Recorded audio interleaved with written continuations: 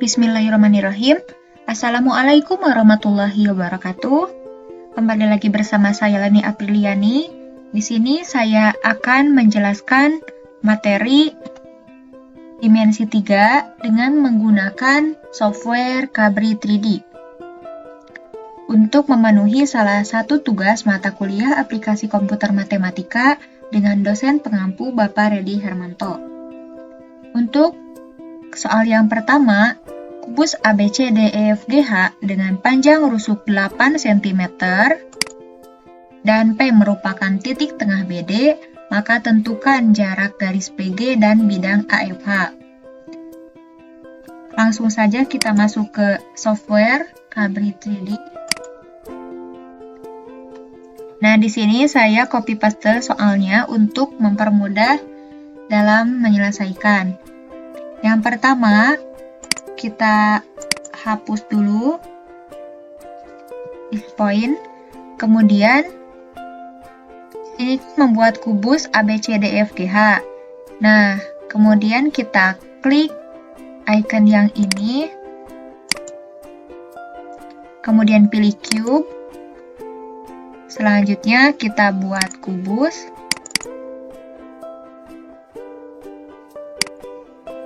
Nah, seperti itu.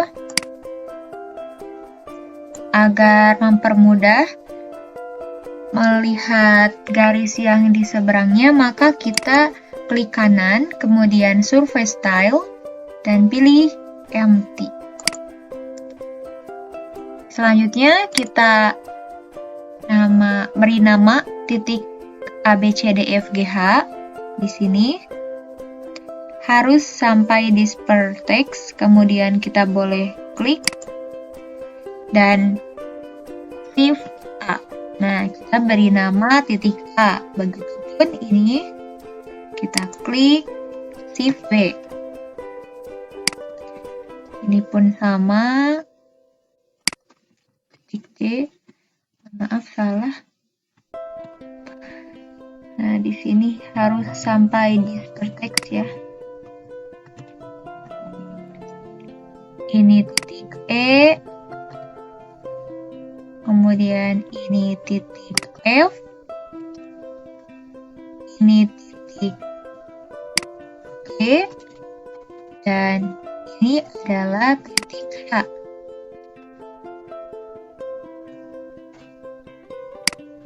Lihat kembali soalnya dengan panjang rusuk 8 cm. Kita ukur menggunakan icon ini, kemudian ada length. Nah, ini kan 4,8 cm, sedangkan dalam suruhannya adalah 8 cm. Maka kita klik 2 kali sudut mana saja, kemudian tarik ke atas.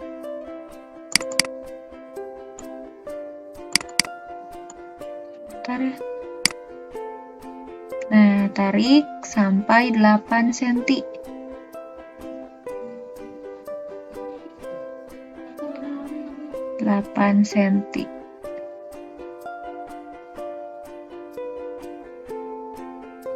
Nah, setelah itu kita kembali lagi ke soal. Kita harus menentukan titik P. Nah, di sini titik P adalah titik tengah dari garis BD. Maka kita buat segmen sebagai garis bantu dari titik A, kita tarik ke titik C. Selanjutnya dari titik B, kita tarik ke titik D. Klik icon ini, kemudian harus sampai intersection. Kita beri nama ini P, titik P. Selanjutnya jarak garis PG, maka kita buat segmen garis dari titik P ke titik G. Selanjutnya Di sini terdapat bidang AFH, maka kita buat poligon untuk membuat bidang AFH A, F, kemudian H, kemudian kita validasi poligonnya. Nah, setelah itu kita putar agar dapat melihat. Nah, karena dalam soal itu menentukan jarak garis PG dan bidang AFH, maka kita harus mencari jarak terpendek dan harus tegak lurus. Untuk memudahkan, maka kita menggunakan garis bantu cerminan dari titik P. Nah, untuk membuat cerminan dari titik P, maka kita buat segmen garis dari titik E ke titik G. Dari titik E ke titik G.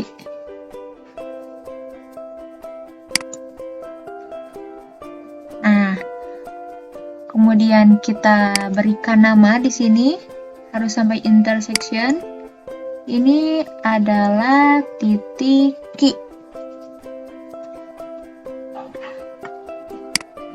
Kemudian kan harus tegak lurus, jadi kita pilih perpendicular dari titik P ke bidang AFH. Ke bidang AFH.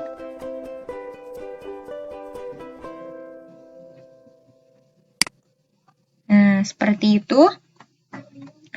Kemudian kita beri nama titik di sini. Harus sampai intersection ya. Ini adalah titik M, misalkan kita buat titik M. Nah, setelah itu kita tarik buat segmen dari titik P ke titik Q, karena untuk membuat segitiga siku-siku. Nah, sampai titik Q. Begitupun ini kita buat segmen garis dari titik M ke titik P. Nah, seperti itu. Untuk membuktikan apakah sudut MP itu merupakan sudut siku-siku, maka kita gunakan icon ini, kemudian pada sudut dari P, M, kemudian A. Nah, ini 90 derajat ya. Terbukti bahwa ini merupakan sudut siku-siku. Nah, dari ini pun kita bisa melihat Q untuk menentukan sudut dari Q, kemudian P dan A. Nah, 90 derajat ya. Selanjutnya, kita hide terlebih dahulu garis yang ini. Kita hide. Karena dalam soalnya menentukan jarak garis PG dan bidang AFH, maka yang diambil itu untuk mencari garis PG ke bidang AFH itu garis PM. Nah, untuk melihatnya kita gunakan icon ini, kemudian distance dari titik M ke titik P. Nah, sehingga kita bisa menemukan bahwa jarak terpendek dari garis PG ke bidang AFH adalah 4,6 cm. Nah, bisa dilihat dari berbagai sudut ya, 4,6 cm. Maka kita lihat pembahasannya. Di sini pun kita membuat Pythagoras terlebih dahulu menggunakan teorema Pythagoras dari segitiga APQ, kemudian selanjutnya kita menentukan panjang PM dengan menggunakan luas segitiga APQ. Nah, dapat teman-teman lihat ya pembahasan wordnya di sini. Sehingga setelah dirasionalkan mendapatkan nilai 8/3 akar 3, dan jika menggunakan kalkulator akan menghasilkan 4,6. Kesananya masih ada angka sehingga kita bulatkan menjadi 4,6 cm. Nah, dapat terbukti ya bahwa pengerjaan manual dengan pengerjaan menggunakan software Cabri 3D ini bisa sama. Terima kasih, mohon maaf apabila terdapat banyak kesalahan. Semoga teman-teman bisa memahami video yang saya jelaskan, materi yang saya jelaskan. Wassalamualaikum warahmatullahi wabarakatuh.